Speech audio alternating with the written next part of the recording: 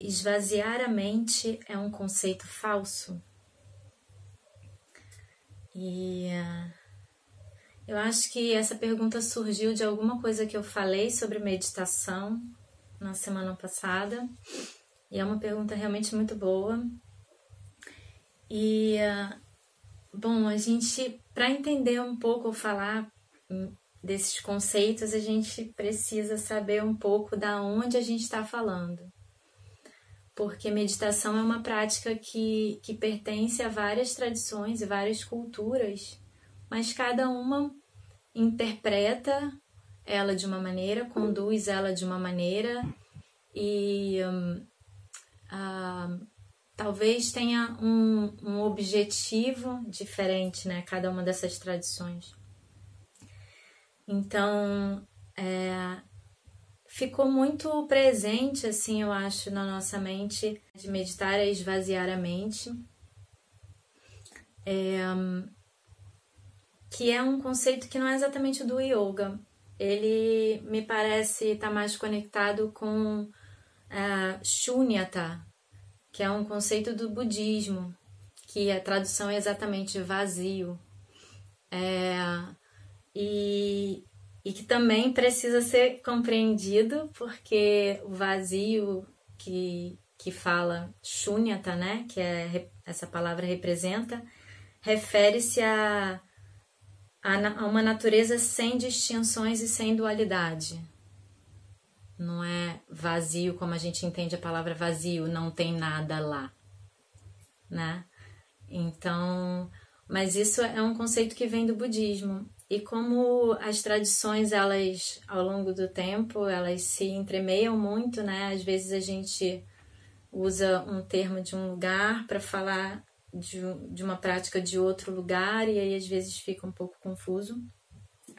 E é interessante esse conceito até de Shunyata, que quer dizer vazio, e colocado próximo ao conceito de Brahman, que vem do Advaita Vedanta, e que quer dizer literalmente vasto. Então, o budismo traz Shunyata, que é o vazio, o Advaita Vedanta traz Brahman, que é o todo. E na minha compreensão, eles são a mesma coisa, que não é uma coisa em si, né? O vazio e o todo talvez sejam o mesmo, mas compreendidos por caminhos diferentes, por tradições diferentes e com práticas diferentes para se alcançar essa realização.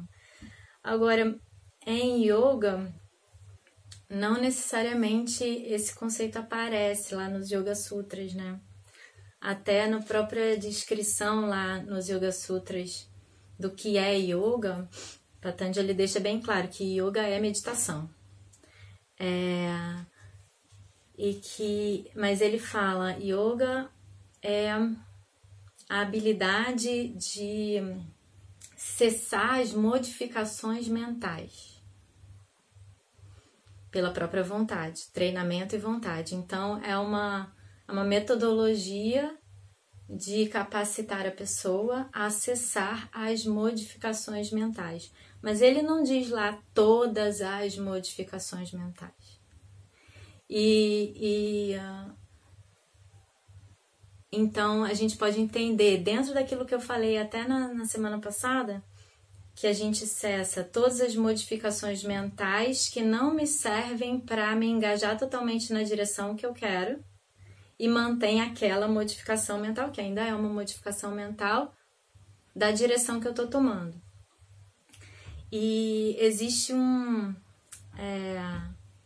palavra que é sinônimo de yoga dentro de um dicionário lá de sânscrito para sânscrito bem antigo, Amarakosha, que é uma definição que eu acho que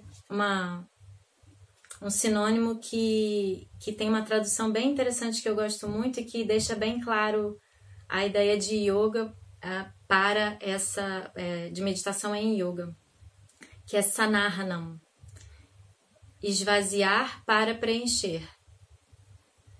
Então, é um esvaziamento, sim, de algo que não serve àquele propósito para preencher com algo que serve ao propósito do momento. Então, eu me desvencilho das modificações que não vão na direção do meu objeto de meditação, daquele momento, e me preencho com apenas as modificações que tem aquela ideia do óleo que eu falei, né? Que são modificações, né? O óleo continua escorrendo continuamente, mas é um mesmo óleo, num mesmo fio, numa mesma direção, continuamente. Então, ele parece ser o mesmo. Então, por isso pode parecer parado. Não sei se fica claro essa explicação. Na verdade, essa pergunta exige alguns anos de conversa. Mas só para apontar também lugares para a gente olhar, né? Porque quando a gente está usando práticas de uma tradição e definições de outra, pode ficar confuso. E é bom a gente conseguir olhar para cada tradição com seus percursos e definições que talvez levem, no final das contas, ao mesmo lugar, não sabemos ainda. Mas